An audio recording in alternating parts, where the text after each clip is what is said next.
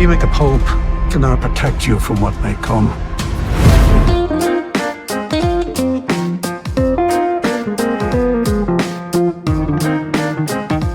Hello and welcome to Flickering Dreams. In this edition, we are looking at the film Cabrini.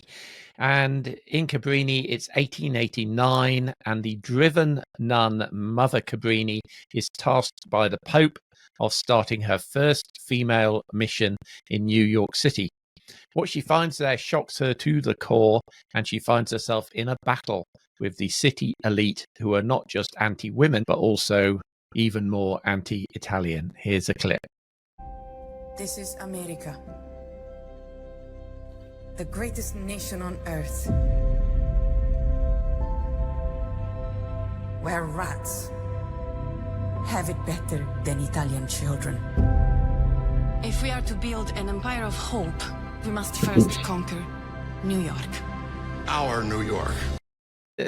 Andy, why don't you start off on your views of Cabrini, please?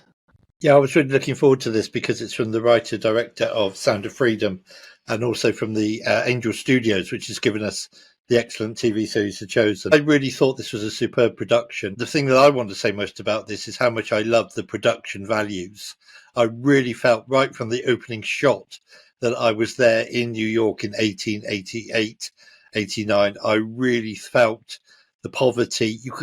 It's one of those films, and this sounds stupid to say, but the smell of poverty came through. The sound of poverty came through. You saw it in 4D, did you? Yeah. No, not at all. I mean, I was going to say I only ever saw it on my laptop because I was fortunate to be sent an advance copy of the film by the production company. You ought to try to get to see this at the cinema. Yeah, I'm intending to, Bob. I really am. I agree with you. It's absolutely magnificent, and the cinematography as well, by Spaniard. I'm going to pronounce his name wrong. Gorka Gomez Ondu is, I thought, simply wonderful. Some of the framing of the shots was just magnificent. Yeah, absolutely agree. And also Gene Beck's score is really delightful as well, but also quite hard hitting in a way. So for me, this film brought alive poverty in a very real, vivid way. There's almost like at times you almost think you're looking at photographs of the time rather than a sort of obviously a stage set of New York. I thought that the performances were all terrific. I thought the script was really intelligent. I waited for the bit at the end where we get to find out about the real Cabrini and what happened. And I knew that there are Cabrini orphanages and hospitals all over the world, but I never knew the story, the backstory. So this was fascinating. Really enjoyed it. It was a 10 out of 10 for me, just on production values alone. But the performances, the music, everything else about it, rated a 10 for me. Gripping story, true story, really well told. Okay, good. Emma, would you agree?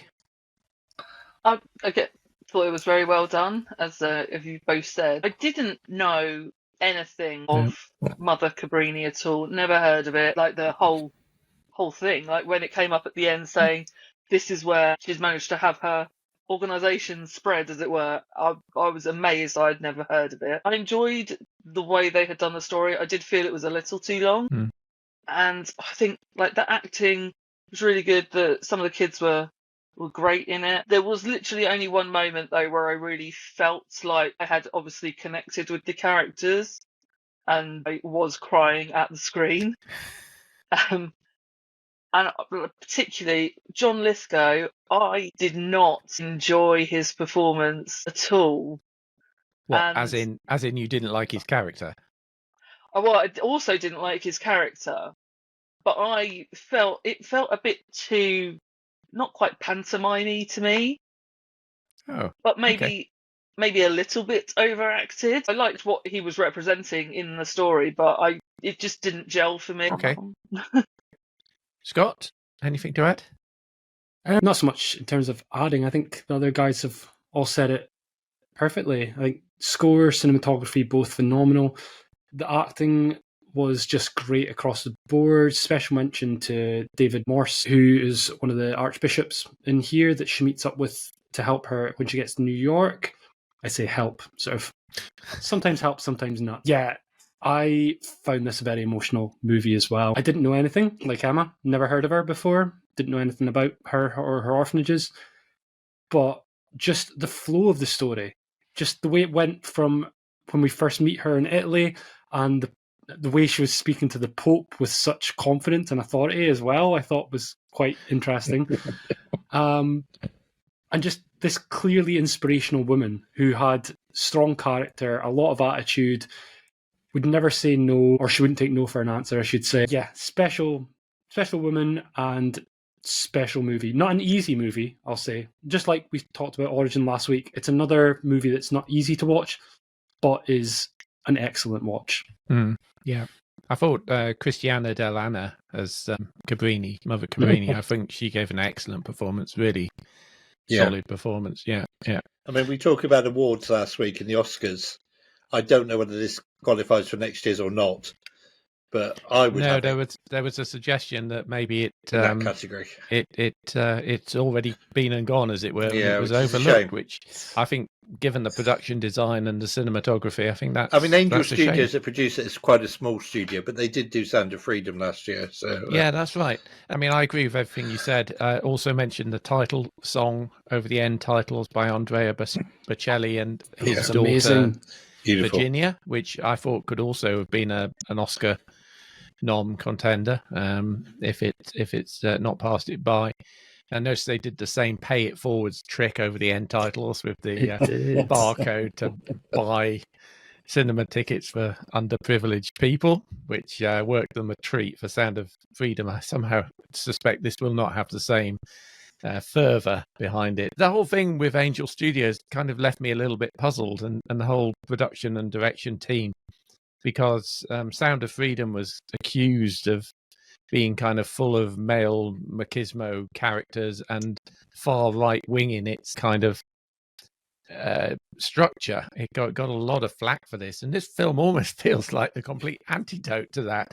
Its politics are definitely left leaning. All the entrepreneurs and the business people are the baddies in it, and it's got a really strong, amazingly strong set of female characters who mostly end up disempowering the men. So the whole thing felt like it was almost saying, well, we've done this, now we're going to do this. I say every scene I thought was a joy to look at, and the whole film I just found a joy from start to finish. I have to say, it was long, but I really didn't notice the length. I was just so wrapped up in the story. I mean, this is an absolutely definite go and see on the big screen for me. Something I did have a problem with. So I went and saw the unlimited screening of Immaculate, and I didn't have time to write down notes for each film tonight, and I'd missed this. So I was like thinking about it in the car on the way home, and I was like, oh, this bit happened. I was like, oh no, that was the other film. No, don't get them mixed up. Don't get the good nun and the don't get dodgy those two mixed up, absolutely. Yeah. Let's do scores on the doors. Emma. 7. Scott. It's a 10. Andy. Like Origin last week, and like Scott, it's a 10 for me as well. And it's a 10 from me, I have to say. So that's 3 10s and a 7. 37 divided by 4, which is a Flickering Dream score of 9.25, making Cabrini a really solid gold hit for us. Jolly good. Thank you so much for listening or watching Flickering Dreams. You can find the video version on YouTube and the audio version on all major podcast platforms. And don't forget to subscribe so you can get each of the weekly episodes as they are released. We'll see you at the movies.